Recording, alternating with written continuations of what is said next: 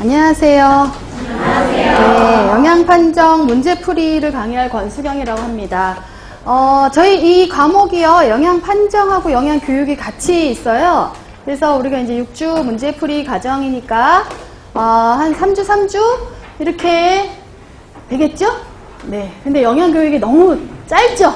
네. 사실은 영양교육이 비중이 제일 많은 과목인데, 그래서 한 2주 반 정도는 이제 빨리 가능한 영양판정을 중요한 거 위주로 완벽하게 그래도 해야죠.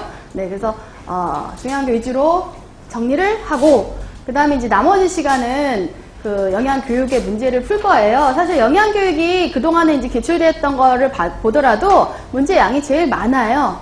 네, 그래서 영양판정을 앞부분에서 함께 보고, 그 뒤에는 영양교육을 문제를 풀 거고요. 그 다음에 이제 생애주기도 사실 6주까지 안 가요. 네, 4주하고 조금 더 시간에 끝낼 거고요. 나머지 시간은 또 다 영양교육 문제를 풀도록 할 겁니다. 그래서 영양교육이 왜 이렇게 짧지? 걱정은 안 하셔도 됩니다. 충분히 많은 양을 할 거고요. 기출 문제를 다 풀어볼 거예요.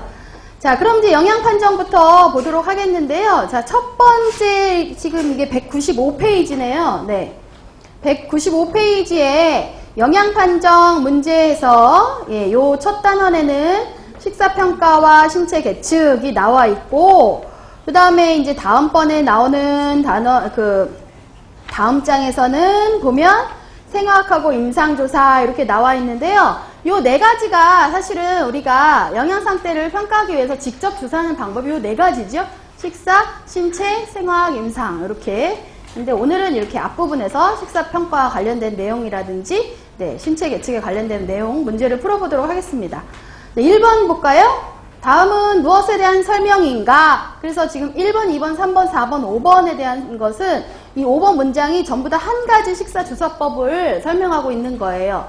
자, 일단 그럼 이제 문장을 한번 보시면 첫 번째 1번 식사 섭취에 자세한 양적 평가를 필요로 하지 않을 때 주로 이용된다. 그럼 이거는 이 조사법으로는 섭취량에 대한 자세한 조사는 안 된다는 얘기예요. 양적 평가가 안 된다는 얘기고요. 자, 2번에 유의할 점으로 특정 지역사회 주민의 식이 패턴에 근거해서 개발해라. 그래서 전혀 지역이 다른 주민들한테는 다른 지역 주민 대상으로 개발된 이 조사지를 쓸 수 없다는 얘기예요. 그 지역 주민의 어떤 그런 생활 패턴이나 생활 환경을 굉장히 고려해서 요 조사지를 만들어야 된다는 얘기고요. 자, 3번에 단순화된 식품 섭취 빈도법으로 식행동 조사에 초점을 둔다 하니까 거의 여기서 거의 답이 그냥 확 나오죠. 이게 뭐냐 하면 뭐죠? 간이 식사 조사법입니다. 네, 첫 시간이라 제가 자꾸 물어보니까 당황스러우시죠? 네, 죄송합니다. 이렇게 새 책을 다 받아놓고 이 책 문제 읽기도 지금 벅찬데 자꾸 그냥 물어보니까 네, 죄송합니다. 제가 다음 시간부터 많이 물어볼게요. 네. 이번 시간은 선생님들을 제가 충분히 배려해서 죄송합니다. 간식사조사법은요, 우리가 특징을 뭐라고 했느냐 하면 섭취빈도 조사처럼 사실은 양적인 것보다는 어떤 섭취의 패턴을 주로 조사하는 것이기도 하고, 또 하나는 섭취빈도 조사보다는 굉장히 식품 목록이 굉장히 간략해요. 간단해요. 그래서 요거가 이제 요렇게 표현을 했습니다. 3번처럼 단순화된 식품 섭취 빈도법이고, 주로 어떤 식행동 조사 같은 데 많이 쓰여요. 그래서 대표적으로 주로 어떤 질병과 관련된 식품 섭취 빈도를 알아보기 위해서, 즉 그 식품의 어떤 위험성 같은 거를 알아보기 위해서 많이 하는 검사였습니다. 자, 그래서 이제 4번, 5번에 그 얘기가 나와 있는데, 질병 관련된 그 식품을 주로 이제 섭취 빈도를 조사하는 거예요. 모든 식품을 다 조사해 보는 게 아니고요. 그래서 4번처럼 MED, FICTS 나오면 요거가 지금 나와 있는 게 M은 이제 융류, 미트류니까 이제 융류이겠죠. E는 주로 이제 계란, 그 다음에 D는 우유, 유제품, 그 다음에 F는 튀김이겠죠. 튀김. 예, 프라이니까. 그 다음에 I는 in baked 해서 이건 구운 거를 얘기해요. 구운 제품. 베이크한 제품. 그 다음에 C는 편의식품. 네, 편의식품이고요. T는 이제 테이블 팻해서 이제 식탁용 지방이에요. 예. 그리고 이제 S는 스낵 종류를 얘기를 해요. 그래서 보면 고기나 계란, 유제품, 뭐 튀긴 거, 구운 거, 아니면 편의식품, 뭐 그다음에 식탁용 지방, 아니면 뭐 이렇게 스낵류 이런 것들이 주로 딱 보니까 주로 이렇게 지방, 뭐 콜레스테롤, 뭐 포화지방 이런 거를 섭취하게 되는 식품들이 주로 많이 있어요. 그래서 총지방이나 뭐 포화지방이나 콜레스테롤 있는 이런 식품들을 주로 보는 거예요. 그래서 요거는 주로 어떤 질병과 관련성의 식사 위험성을 알아보기 위해 하는 거냐면 왜 관상심장질환, 관상심장질환자들에게 심혈관에 이렇게 문제가 있는 그런 사람들과 관련된 어떤 식사의 위험성을 알아보기 위해서 주로 이렇게 지방이나 포화지방이나 콜레스테롤이 높은 것들의 이런 식품들의 목록을 놓고요. 얘네들의 섭취 빈도를 조사해 보는 거예요. 그래서 이런 것처럼 주로 어떤 식행동 또는 질병 관련 어떤 식품 섭취를 통해서 식사의 위험도 이런 정도를 이제 알아보는 게 간이식사조사법이고요. 5번 같이 암 관련해서는 어떤 것들을 주로 목록에 실어 놓느냐 하면요. 당근, 양배추, 시금치, 토마토, 늙은 호박, 간 주로 이제 비타민 A 급원이 되는 식품들 있잖아요. 예, 그래서 이런 것들의 식품을 놓고 조사를 하고 있어요. 자, 그래서 이제 이런 특징을 다 갖고 있는 조사법이 간이식사조사법이다. 요거를 쓰실 수 있어야 돼요, 답으로. 네. 자, 그래서 이렇게 1번은 간이식사조사법 이렇게 보시면 되겠고요. 자, 2번에 국민건강영양조사에서 실시하는 식사조사법을 쓰시오. 지금 현재 이제 두 가지의 식사조사법을 쓰고 있는데요. 하나는 네, 24시간 해상법. 네, 그거부터 쓸까요? 네, 뭐 말씀하셨으니까 해상법을 통해서 식품 섭취 조사를 하고 있어요. 요 조사법을 통해서. 그래서 주로 이제 24시간이니까 조사 전날 하루 동안 먹은 음식의 종류와 섭취량을 물어보는 이런 거 섭취 조사할 때 요 24시간 회상법을 쓰고 있고요. 주로 이제 양적인 평가를 하려고 하는 거예요. 섭취 음식의 종류와 섭취량을 물어보는 거고요. 근데 이거는 이제 만 1세 이상 하고 있습니다. 자, 그리고 또 하나는 섭취 빈도를 알아보기 위해서 식품 섭취 빈도 조사법을 쓰고 있고요.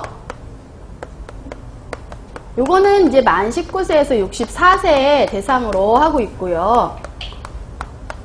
그래서 그 두 가지의 식사 조사법을 지금 이용해서 섭취 빈도와 식품 섭취에 관련된 섭취 음식의 종류와 섭취량을 알아보는 요 두 가지를 하고 있습니다. 자, 그런데 이제 식품 섭취 빈도 조사법을 조금 더 그 조사표를 조금 들여다보자면 현재 하고 있으니까 좀 자세히 알아두면 좋을 거 아니에요? 2012년까지는 음식 목록이 좀 다 작았고요. 그러니까 제6기 조사, 2013년도 조사부터는 지금 음식의 그 식품 섭취 빈도 조사표에 수록된 식품의 종류가 112개예요. 네. 사실은 한 100개 정도는 돼야지 웬만한 조사가 이제 이루어진다고 보고 있거든요. 그래서 지금 우리나라에서는 요 섭취 빈도 조사에서 음식의 종류가 실려있는 음식의 종류, 식품의 종류가요 112개 들어가 있습니다. 그래서 요런 112개, 그러니까 주로 우리나라 국민들이 주로 많이 먹는 식품을 목록에 넣겠죠. 요 112개 목록에 대해서 빈도를 체크하도록 되어 있고요. 빈도는 한 9단계 정도로 나뉘어 있어요. 조사지에 보면. 그래서 9단계로 나눠 있는데 문항에 최근 1년 동안 먹은 빈도수를 체크해 주세요. 이렇게 돼 있어요. 보통 섭취 빈도 조사는 1년까지를 보고 자기가 장기간에 걸친 섭취 식품의 그 양보다는 섭취식품의 주로 어떤 패턴, 질적인 평가를 하기 위해서 하는 거거든요. 그래서 9단계로 뭐 거의 먹지 않는다. 그러니까 1년 동안 뭐 거의 안 먹는 것도 있을 수 있잖아요. 별로 안 먹는 거. 그리고 또 이렇게 하면 좀 보기 힘드시려나? 네. 이렇게 빈도가요. 9개로 이렇게 칸이 나눠져 있는데 1년, 최근 1년간 섭취 빈도를 쓰시오 해놓고 일단 거의 안 먹는 것도 있어요. 거의 먹지 않는다. 자, 그리고 1개월을 봤을 때 뭐 한 번 먹는다. 한 2, 3회 정도 먹는다. 뭐 일주일에 봤을 때 뭐 한 번 먹는다. 좀 더 자주 먹는다. 예. 5회 이상 먹는다. 5, 6회 정도 먹는다. 예. 그리고 1일로 봤을 때 한 번 먹는다, 2번 먹는다, 3번 꼬박 먹는다. 이런 식으로 해갖고요. 한 9단계 정도 이렇게 쭉 돼 있어서 자기가 거기에 해당되는 거 체크하는 거예요. 어떤 목록이 이제 여기 쭉 112개가 있겠죠? 그럼 이 음식은 나는 거짓말 1년간에 거의 안 먹는데 이렇게 체크하는 이런 식으로 이제 조사표가 되어 있고요.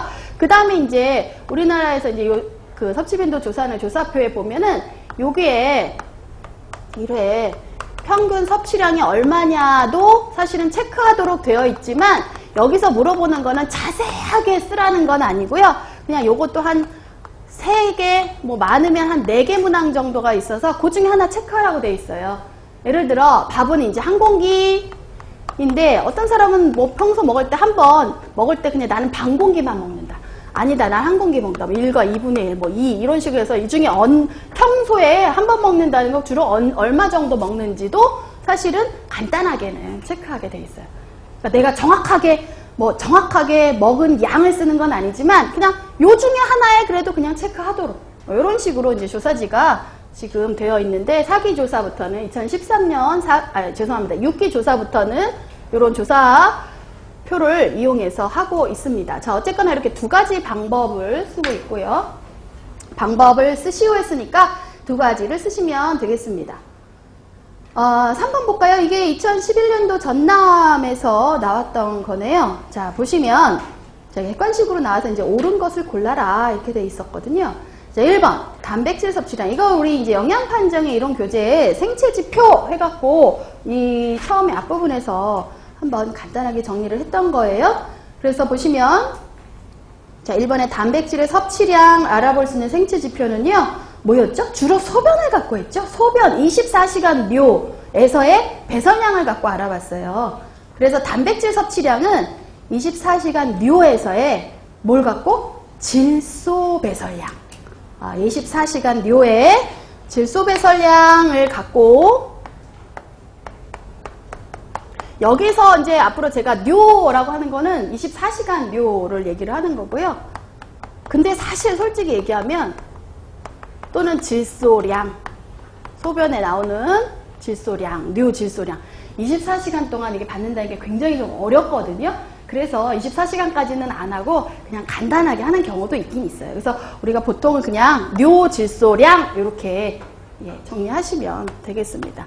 자, 그래서 단백질의 섭취량은 알아보는 생체 지표로는요. 묘의 질소량을 갖고 알아봐요. 1번 틀립니다. 네. 주의하셔야 돼요. 우리가 단백질의 영양 상태를 알아보기 위해서 생화학 검사할 때는 혈청 앨범을 봤잖아요. 근데 여기서 얘기하는 거는 단백질 섭취량을 얘기하는 거지 단백질의 영양 상태 판정을 하기 위해서 하는 생화학법을 얘기하는 게 아니에요. 예, 우리가 식사조사, 그 1단원의 식사조사에서 얘기했던 생체 지표를 물어보는 거예요. 예, 그 우리가 뒤에 생화학 검사에서 했던 단백질의 영양 상태를 보기 위한 혈청 알부민이라고 생각하시면 안 됩니다. 요거는. 네. 식사 내 섭취량 파악하는 생체 지표는 따로 정리했었죠, 우리가. 자, 1번 아니고요. 자, 2번에 나트륨. 사실 나트륨도 마찬가지예요. 요거는 묘의 나트륨량. 즉 이제 묘의 나트륨 배설량이겠죠? 네. 묘의 나트륨 배설량을 갖고 알아봐요. 2번도 틀립니다. 자, 3번 해조류 섭취량은 사실 이거는 관계없고요. 자, 그 다음에 이제 4번 육류 섭취량은 맞죠. 소변에 3메칠 히스티딘의 양을 갖고 육류 섭취량을 우리가 한번 알아볼 수 있어요. 생체 지표가 됩니다. 자, 그래서 4번. 옳은 거 골라라 하면 답을 4번 이렇게 골라야 돼요. 자, 그 다음에 이제 5번에 비타민C 섭취량 해놓고 백혈과 아스코르빈산, 즉 백혈구에 있는 비타민C를 했는데, 우리가 비타민C 영양 판정을 할 때 혈중에 있는 비타민C도 볼 수 있고요. 이렇게 백혈구에 있는 비타민C를 봐요. 근데 두 개는 어떤 차이가 있느냐 하면, 혈중의 비타민C는 주로 뭘 봐요? 그나마 최근 섭취량을 반영한다고 봐요. 혈중에 있는 비타민C는. 그런데 이렇게 백혈구에 있는 비타민C는요, 최근 섭취량을 반영한다기보다는 체내 저장량을 반영하는 거예요. 체내 존재하는 양을 보는 거지, 요게 최근의 섭취량을 반영하는 게 아니에요. 그래서 요거는 여기 나온 것처럼 백혈구에 있는 아스코르빈산 또는 이제 비타민C는요, 체내에 존재하는 양을 나타내는 거지, 이렇게 최근의 섭취량을 나타내는 지표로는 쓰이지 않습니다. 자, 그래서 맞는 거는 3번에 4번이 되겠죠. 자, 그런데 요거 말고도요, 칼륨 같은 경우도요, 뇨에서의 칼륨 배설량을 갖고 섭취량을 알아보는 생체 지표를 써요. 예.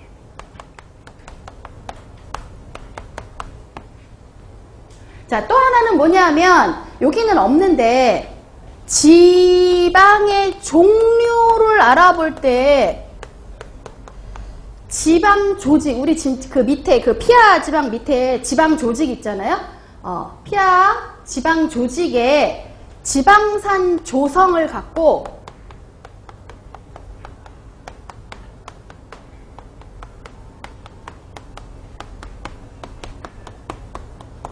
요거를 갖고요, 지방의 종류의 생체 지표로 삼고 있어요. 그래서 이거는 식사 조사를 했단 말이에요. 그래서 얼마 먹었고, 단백질 섭취량이 어떻고, 예를 들면 육류 섭취량이 어떻고 해갖고 식사 조사 결과가 나왔어요. 우리가 흔히 하는 이런 걸 통해서 이제 나왔단 말이에요. 근데 이 조사가 진짜 제대로 됐나? 섭취량을 정말 제대로 반영했나? 를 알아보고 싶을 때 이런 생체 지표를 한번 알아봐요. 그래서 이게 비슷한 결과가 나왔다 그러면 식사 조사가 타당성이 있었네. 이렇게 알아볼 때 이런 생체 지표를 통해서 그 식사 조사의 타당성을 또 알아볼 수가 있어요.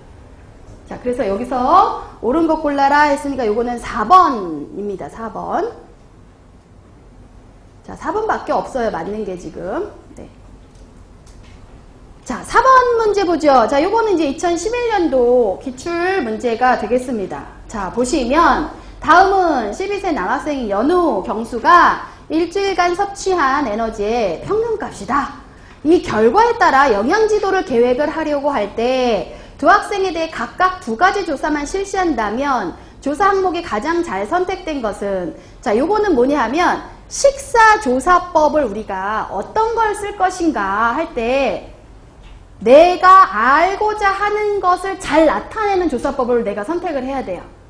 그러려면 각 식사조사법의 장점이라든지 단점이라든지 이런 걸 통해서 내가 알 수 있는 정보를, 몽지를 정확하게 알아야 돼요. 그래서 양적 평가를 하고 싶다. 그럼 섭취량에 대한 정보조사가 자세하게 되어 있는 기록법이나 아니면 24시간 회상법을 통해서 양에 대한 정보를 얻어야 되는 거고, 그 다음에 그게 아니라 장기간에 걸친 주로 어떤 식품을 먹고 주로 어떤 식품은 잘 안 먹고 요런 어떤 것들을 편중 여부라든지 뭐 이런 것들을 알고 싶다라면 장기간에 걸친 섭취의 빈도를 조사해야 되는 거고, 그게 다르거든요. 그래서 이제 그런 거를 좀 기억을 하면서 보셔야 되는데, 요 표에서 지금 나타나는 게 여러 가지 정보가 있어요. 일단 자, 봅시다. 신장과 체중을 먼저 보면, 지금 항상 선생님들이 기억하셔야 될 게, 문제에 제시된 정보는 전부 다 답과 관련된 정보예요. 하나도 그냥 쓴 건 없어요. 여기서 제시된 정보는요, 답 고를 때 다 필요한, 요거를 다 고려한 답을 골라야 정답이 되는 거예요. 자, 그래서 보시면 신장 체중을 먼저 보시면, 신장 체중에서 비만도도 한번 체크해 보셔야 돼요. 만약에 비만 학생이다 그러면 얘한테는 뭐 식사 기록법을 통해서 계속적으로 얼마를 먹는지 이런 것들을 좀 보셔야 될 거 아니에요? 근데 지금 보니까 얼추 그냥 봐도 막 계산하지, 뭐 BMI만 이렇게 계산하지 안 하셔도요, 얼추 보니까 표준 체중이 거의 그냥 비슷해요. 크게 비만의 문제는 없는 것 같아요. 그죠? 그냥 우리 마이너스 100 곱하기 0.9 하면 표준체중이 쉽게 나오잖아요. 그래서 그럼 대충 보면 한 54 뭐 전후 하면은 괜찮은데 보니까 얘네들을 다 그래요. 거의 뭐 크게 뭐 비만이나 뭐 저체중의 문제는 없는 것 같아요. 자, 그리고 또 두 번째 여기서 제시한 항목이 이제 에너지 섭취량인데, 여기 보니까 얘네들이 평균적으로 먹는 양은 2300하고 2250이에요. 그랬을 때 지금 이 친구들이 12살이잖아요. 12살 남학생인데 12살 남학생이면 얼마 정도가 우리가 보통 먹어라 하는 양이죠? 12세 남자면 한 2500이거든요. 그래서 봤을 때 크게 문제는 없어 보여요. 이 숫자 자체로. 그쵸? 자, 그런데 표준 편차가 나와 있어요. 그럼 얘도 활용하라는 얘기예요. 자, 표준 편차는 뭐냐면 평균은 요건데 그거 말고 이렇게 얼마나 차이가, 한 번은 얘가 2300 마이너스 1200을 먹을 수도 있는 거고 어떤 때는 2300 플러스 1200도 먹었다는 소리예요. 그러니까 표준 편차가 지금 연우인 경우는 굉장히 커요. 얘는 막 굶을 때 확 굶고 먹을 때는 확 먹어요. 표준 편차가 큰 경우는 폭식이나 결식을 할 수도 있다는 얘기 지금. 그러니까 이런 결과가 나온 거예요. 자, 그런데 그에 비해서 경수는 뭐 그렇게 크진 않습니다. 그래서 일단 연우 학생은 비만은 아닌 것 같고 평균 에너지 섭취량에 큰 문제는 없는 것 같은데 표준 편차가 크다라는 얘기는 폭식이나 결식 할 수 있다라는 거고, 요거의 원인 해갖고 스트레스 여부도 같이 조사해 줄 수 있는 거예요. 자, 그리고 여기 보시면 사실은 이게 객관식 문제였거든요. 항상 보시면요, 객관식 문형에서 물어보는 거와 주관식, 우리 지금 준비하는 서답형 문제에서 제시하는 거랑은 살짝 요거하는 답이 또 틀려요.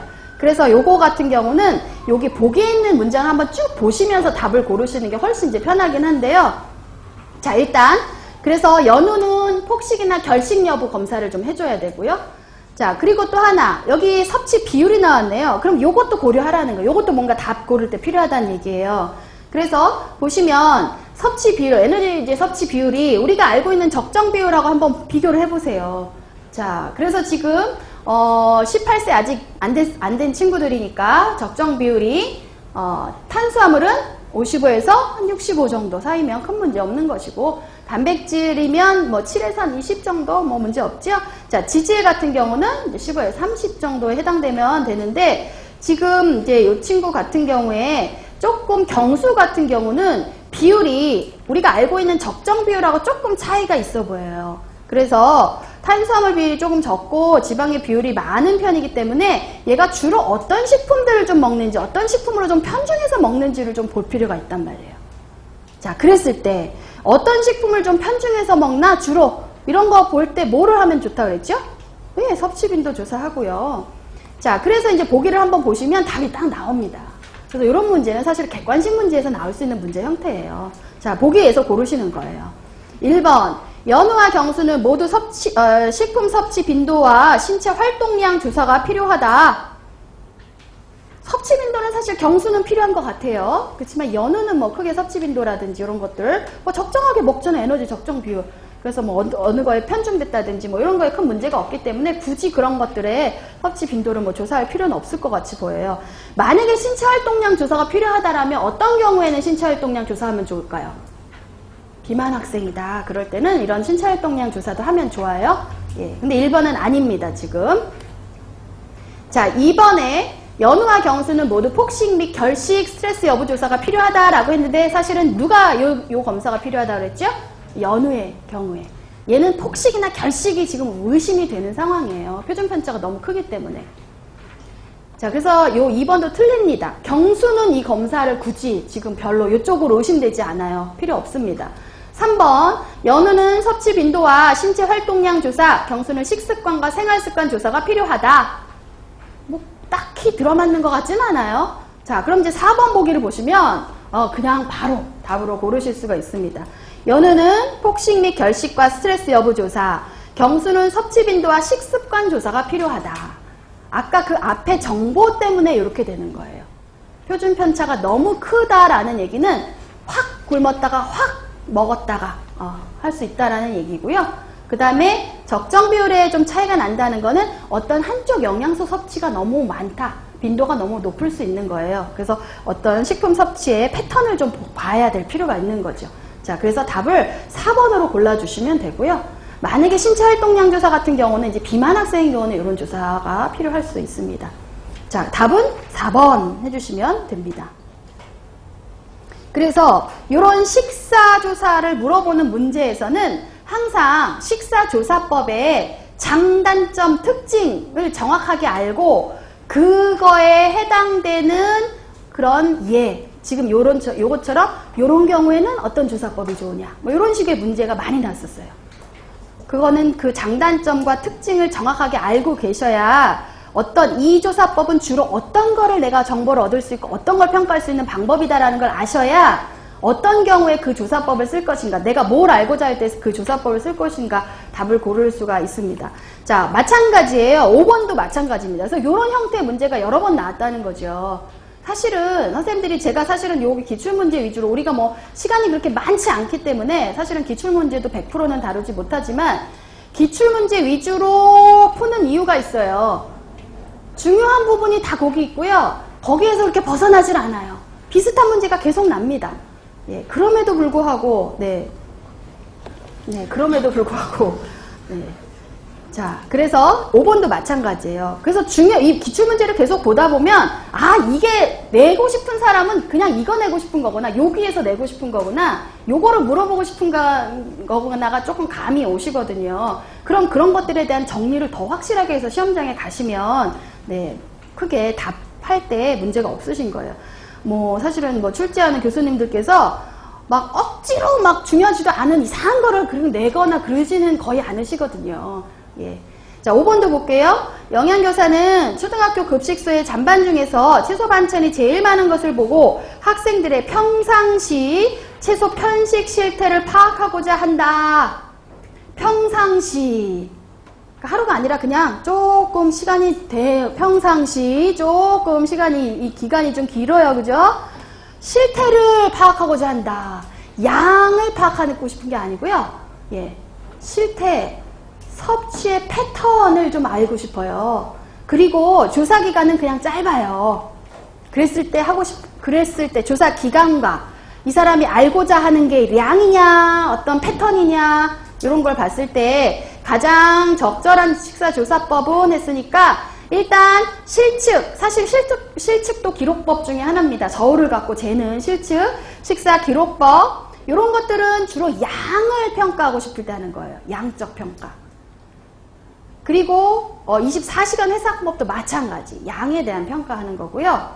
뭐 직접 분석법은 뭐 말 그대로 음식을 가져다가 실험실에서 이제 분석하는 건데 이런 경우는 어떨 때 하는 거냐면 일반적으로 우리는 그냥 식품 목록을 조사해갖고 그걸 나중에 식품 성분표에 그냥 해갖고 영양 성분을 그냥 계산해내거든요.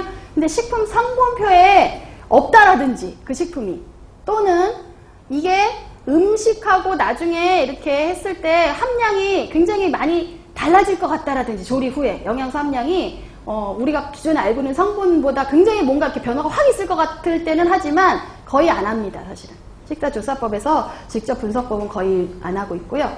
자, 그래서 1, 2, 3, 4 자체가 지금 문제하고 하나도 안 맞아요. 그래서 답으로 고르실 수 있는 게 5번이고요. 가장 적절한 게 실제 5번 식품 섭취 빈도법입니다. 그런데 이 식품 섭취 빈도 조사법은요. 굉장히 간단하거든요. 왜? 그냥 이 목록지가 식품의 목록지와 빈도가 적힌 그 조사지를 그냥 주고 체크해서 내라 그러면 되는 거예요. 그래서 시간도 별로 안 걸려요. 그 조사 대상자들이 그냥 체크 쭉쭉 자기가 자기 거 해서 그냥 내면 되는 거거든요. 그리고 그래서 굉장히 많은 수의 학생들한테도 그냥 쉽게 할 수 있어요. 정보를 굉장히 편안하게 쉽게 빠르게 얻을 수 있고 다수에게도 할 수가 있고요. 그럼에도 또 장점은 뭐냐면 걷어서 컴퓨터로 통계하기도 굉장히 좋고요. 네, 그런 특징을 가지고 있습니다. 자, 어쨌거나 여기서는 5번에서는 5번이 해당이 되는 거죠. 네. 양에 대한 얘기가 나왔다면 아마도 여기 위에 있는 것들이 답이 됐을 텐데 지금 이거는 양 조사가 아니에요. 예, 어떤 영양 섭취의 패턴을 파악하고 싶은 겁니다. 자, 그리고 빨리 할 수 있고요. 여러 명한테도 할 수 있어요. 자, 5번의 답 5번이고요. 자, 영양 문제를 알아내는 직접 조사 방법 4개를 쓰시오. 제가 우리 수업 시작하면서 얘기했던 거 있잖아요. 영양 상태를 파악할 때 직접 조사하는 방법 4개가 있다. 그죠? 식사 조사,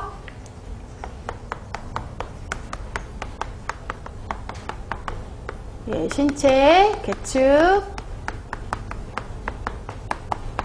생화학 검사, 임상 조사.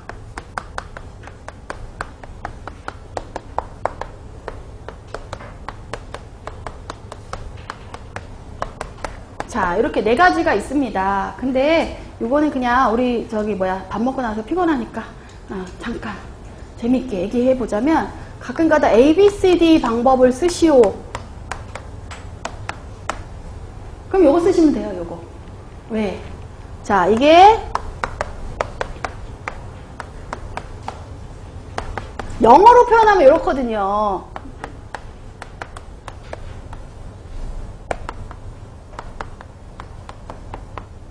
그래서 앞자가 A, B, C.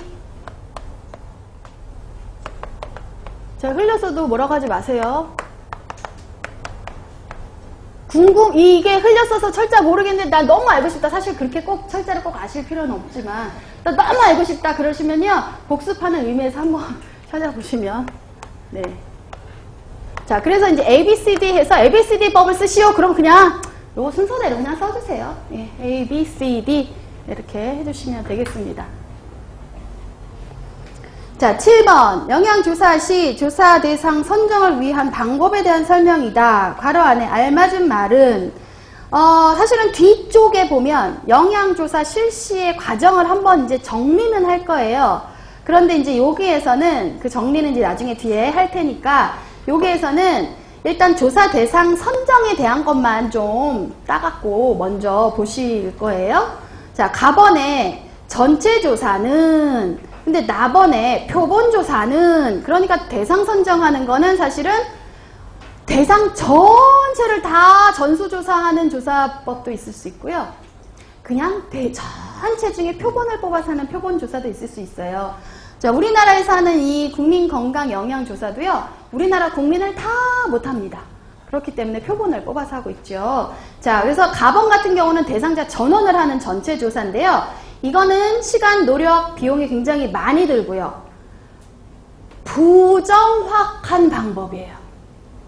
부정확합니다. 너무 시간도 오래 걸리고, 그 다음에 인원도 너무 많고, 이게 하기 때문에 나중에는 이게 정확성이 떨어지게 돼요. 자, 그래서 사실은 부정확한 방법이고요. 별로 안 써요. 그래서 전체 다 조사 안 합니다. 오히려 대표성 있는 표본을 잘 골라서 하는 게 훨씬 더 조사에 효과가 높아요. 자, 나번에 표본조사. 자, 요거는 이제 그 전체가 아니라 그 중에 그 그룹을 대표할 수 있는 표본을 뽑아서 하는 거거든요. 표본조사는, 표본조사 중에, 자, 요 괄호는 확률에 따른 임의 추출법으로 모집단의 성질을 대변할 수 있어서 영양조사에 이용한다. 사실 제일 많이 이용하는 거고요. 그 모집단의 성질을 잘 대변하는 게 뭐냐면 무작위 추출법이에요. 무작위. 그래서 여기 나번은 무작위 추출법이라고 써주시면 되겠죠.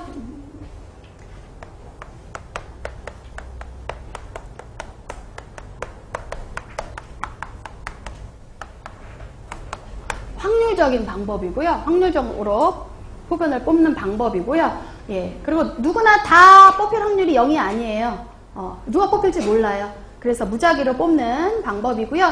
이 방법이 사실은 모집단의 성질을 잘 대변한다고 봐요.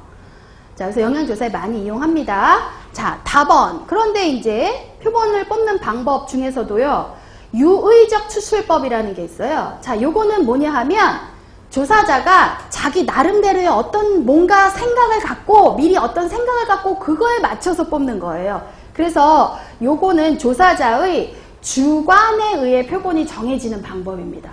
조사자의 주관에 의해 표본이 선정되기 때문에 모집단의 성질을 대표한다기보다는 굉장히 주관적이라고 봐요. 그래서 답번에 있는 괄호는요, 다 주관적 이거 써주시면 되는 겁니다. 자, 마지막 라번을 볼까요? 자, 그래서 영양조사는 조사 내용이 복잡하므로 경비, 시간, 노력이 절약되고, 그러니까 일단 전체 조사는 아니에요. 또 조사 결과의 집계 정리가 단시간에 가능한 표본조사가 이용됩니다. 표본조사를 많이 이용하고요. 그 중에서도 표본을 뽑는 그 방법은 무작위 추출법을 많이 이용하고 있어요. 자, 라번은 표본조사 이렇게 써주시면 됩니다.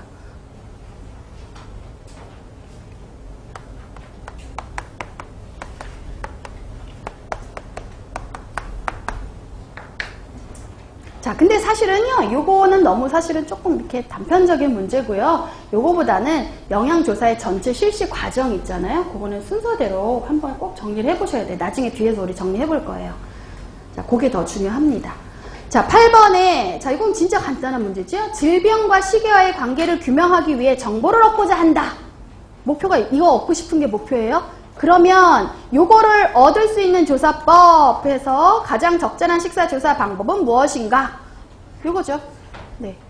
요거는 얘는 사실 해봤자 어제 먹은 거 하루에 대한 양 조사밖에 안 되고요. 평상시에 이런 거 평상시에 어떻게 먹는지는 사실은 이거 갖고는 알기 힘들어요. 24시간 갖고는.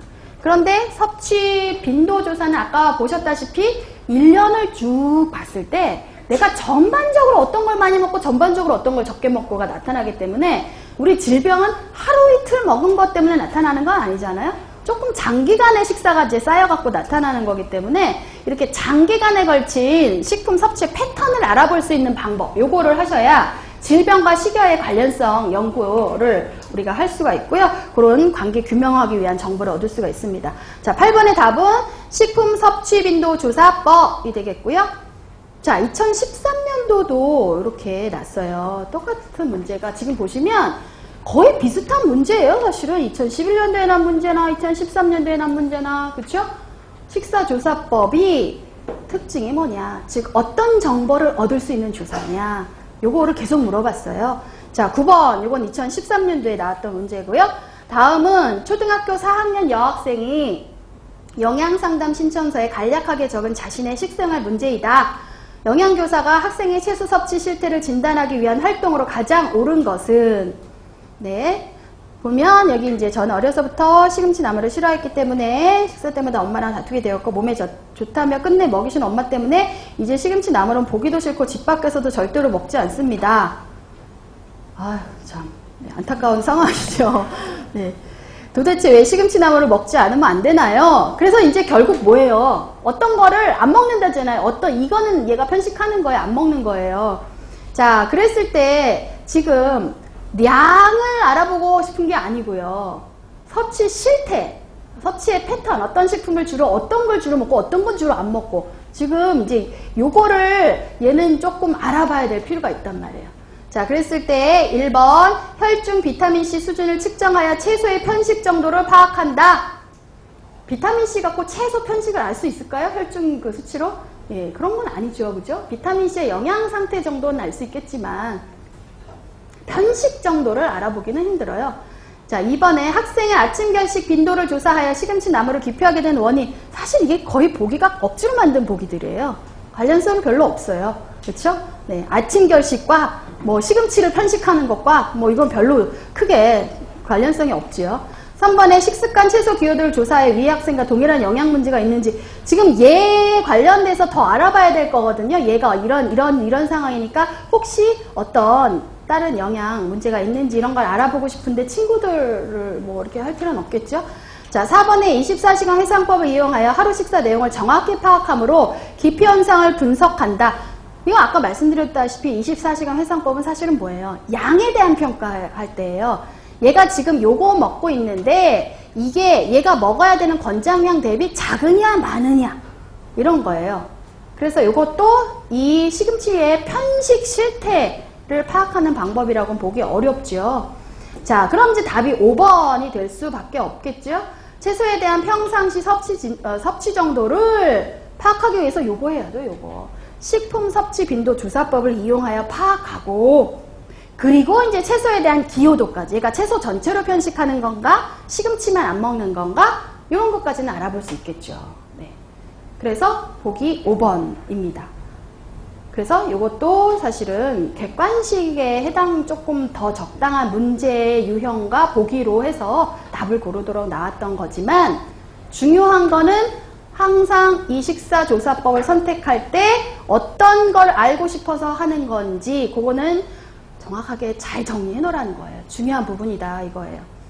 자, 넘어갈게요. 지금 굉장히 여러 번 하고 있습니다, 이게. 자, 10번 보죠. 식사평가에 대한 문제입니다. 개인의 특정 영양소 섭취량을 권장량과 비교한 비로써 이거네요.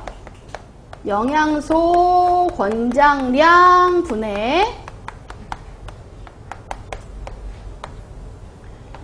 영양소 섭취량, 실제 섭취량 얘기하는 거죠? 자, 요거가 우리가 뭐라고 하나요? NAR 해서 영양소 적정 섭취 비율이죠. 그래서 영양소 적정 섭취 비율 NAR이 이거고요. 우리가 식사평가할 때 NAR 또는 요거의 평균 있잖아요. 평균. 여러 개 영양소의 NAR의 평균을 내는 MAR 이런 것도 많이 쓰고 뭐 INQ 이런 것도 많이 쓰고 하죠. 또는 다양성 알아보는 이제 식사평가도 많고요. 자, 요 문제에서 알아보는 거는 요거를 물어보는 겁니다. 자, 그래서 영양소의 적정성을 나타내는 수치 또는 요걸 우리가 그래서 영양소 적정 섭취 비율이라고 하죠.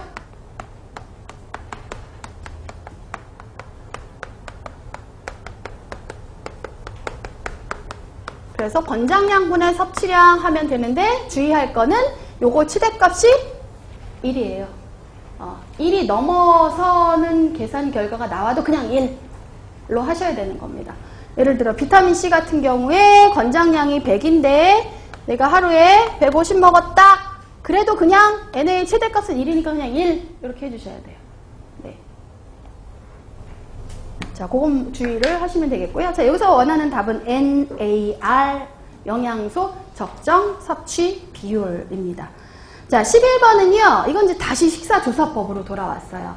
자, 식사조사법인데, 요 내용을 보자 하니까, 우리가 흔히 많이 하는 건 아니에요. 보면, 먹는 양의 2배를 조리를 하고, 그러니까 이제 먹을 거에 2배나 하는 거예요. 그러니까 좀 돈도 많이 들고, 그 다음에 좀 귀찮기도 하고, 그러겠죠, 이렇게 하면. 자, 근데 이제 한 회분은 섭취량을 조사하고 나머지 한 회분은 실험실로 가져가서 직접 성분을 분석을 하는 겁니다. 직접. 그래서 요게 이제 우리가 직접, 아까 왜 여기 그 5번에 보면 직접 분석법 있었잖아요. 직접 실험실로 가져가서 성분 분석하는 그 직접 분석법 중에 하나예요, 얘가. 아예 그냥 실험실로 가져가서 거기서 성분 검사를 직접 해요.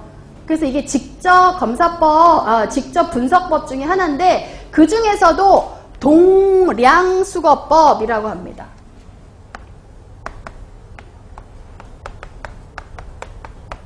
근데 이거는 사실은 돈도 많이 들고요. 되게 귀찮아요.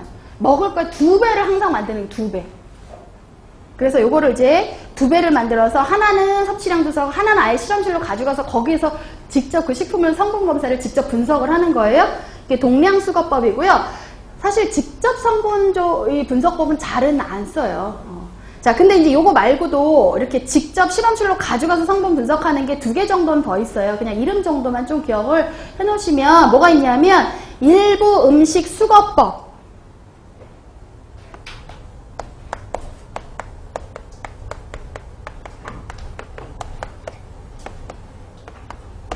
그래서 요것도 직접 가져가서 이제 실험실에서 성분을 검사하는 거이고요. 이거는 뭐냐면 일단 섭취량을 측정을 해요. 그리고 이거는 이제 2배까지는 안 만들어요. 그냥 그 먹은 거를 섭취량 조사하고 그 남은 걸 가져가서 성분을 조사하는 거예요. 직접 성분을 분석하는 거예요. 실험실에서. 2배까지는 아니지만 섭취량 적고 그 다음에 식품을 가져가서 실험실에서 직접 분석하는 방법이고요. 자, 세 번째가 이제 동일식품수거법인데 요거는 섭취량을 조사하고요. 얘를 실험실 가서 분석은 하는데 그거를 조리되기 전의 상태 있죠. 그 식품 조리되기 전의 상태로 분석을 해요. 이거는 예, 근데 이것도 사실 별로 안 씁니다, 요즘에는. 자, 그래서 이런 것들은 이제 직접 분석법이고요. 요거 하는 이유는 그거예요. 아까도 얘기한 것처럼 식품 성분표에 없는 음식이에요. 성분표에 있으면 굳이 이걸 우리가 실험실에 가서 직접 성분 분석할 이유가 없어요. 성분표에 없다라든지 또는 조리 후에 영양소가 굉장히 많이 변화될 것 같다라든지 뭐 이런 경우에만 하는 거죠. 그래서 사실 별로 안 합니다. 자, 12번까지 하고 조금 쉴게요. 자, 12번 24시간 회상법의 장단점을 3개씩 쓰시오. 그래서 아까처럼 사실은 이렇게 어떤 실예를 살짝 주면서 이거의 조사법으로 적당한 거 뭐냐? 이렇게 날 수도 있고요. 아니면 그 이름과 장점을 쓰시오. 요런 유형의, 서답형에서는 그런 유형의 문제가 서술형에서는 가끔 나거든요. 그냥 단답형으로 딱 쓰게 하는 것도 있지만 요거와 뭐 그거의 어떤 특징을 쓰시오라든지 장점을 쓰시오라든지 뭐 활용도를 쓰시오라든지 이런 식으로. 자, 그래서 한 번씩은 정리를 해보시면 좋습니다. 자, 24시간 회상법의 장점. 사실은 조금 여러 개가 있지만 그 중에 이제 3개 정도를 쓰라는 거니까요. 자, 첫 번째 장점. 인터뷰 형식으로 이루어지죠. 24시간 회상법은 주로 어제 뭐 드셨어요? 그래서 항상 조사자가 주로 질문하면 거기에 대한 답변을 합니다. 그래서 그게 어제 긴 게 아니라 어제 하루 아침에 뭐 먹고 점심 뭐 먹고 저녁 뭐 먹고 뭐 얼마 먹고 이런 거기 때문에 해봤자 20분이면 끝나요. 그렇게 길지 않습니다. 질문과 답변하는 시간이, 조사 시간이. 그래서 자, 일단 조사 시간이 짧아요. 한 20분 정도면 끝나요. 그러니까 별로 그렇게 조사가 부담스럽지 않습니다. 대상자들이 별로 부담스럽게 생각하지 않아요. 자, 그 다음에 이제 두 번째. 물어보면 말로 답하는 거기 때문에 읽고 쓰는 거에 별로 구애받질 않아요. 즉, 읽고 쓰는 것이 불편한 사람에게도 가능해요.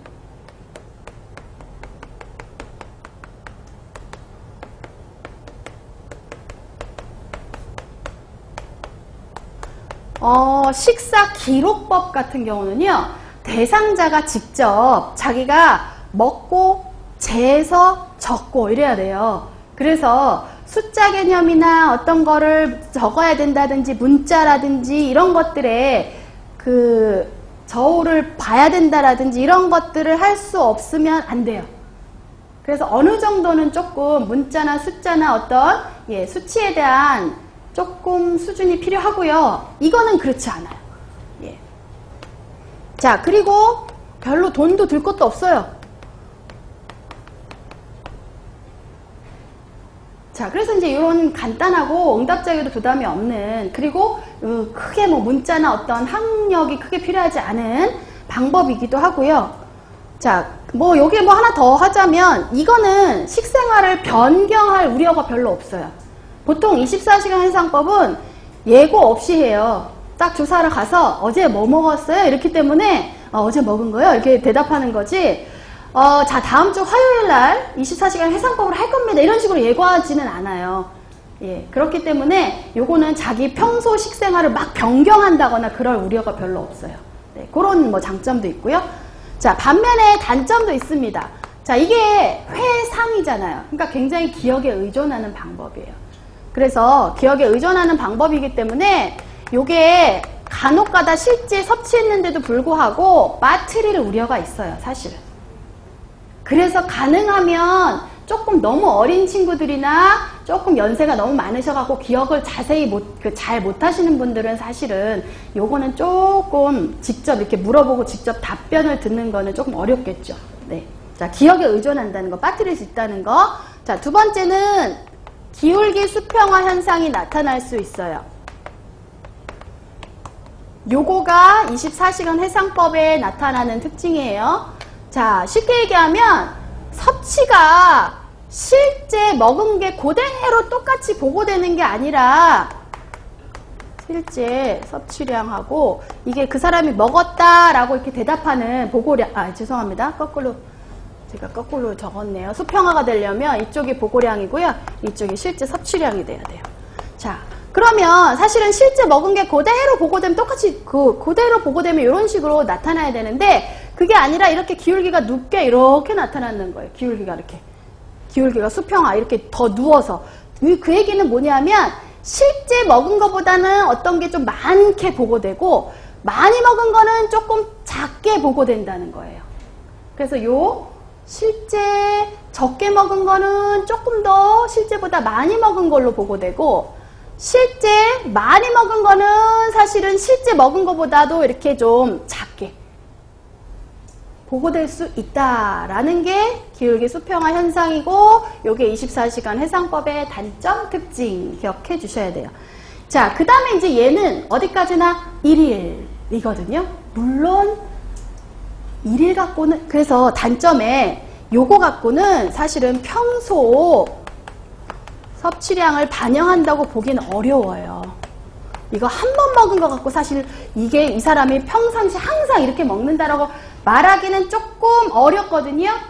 그런데 그냥 보통 해상법은 24시간을 하는데 만약에 정말 조금 더 이렇게 요 하루 갖고 파악하기 힘든 조금 평상시 어떤 상태를 좀 파악하고 싶다 하면 해상법 조사를 하루만 하지 말고요. 한 3번 정도, 사흘 정도 하는 게 좋아요. 그래서 한 주중에 한 이틀 하고요. 주말에 한 사흘 정도 하고요. 그렇게 하면은 요거는 조금 보완될 수는 있어요. 그렇지만 일반적으로 그렇게는 안 하고요. 우리가 가장 편안하게 그냥 많이 하는 조사 중에 하나가 24시간 해상법이거든요. 그냥 나가갖고 어제 뭐 드셨어요? 보통 이런 식으로 조사를 많이 하긴 해요. 자, 그래서 요거까지 장단점 정리를 했습니다. 네, 좀 쉬었다 할게요.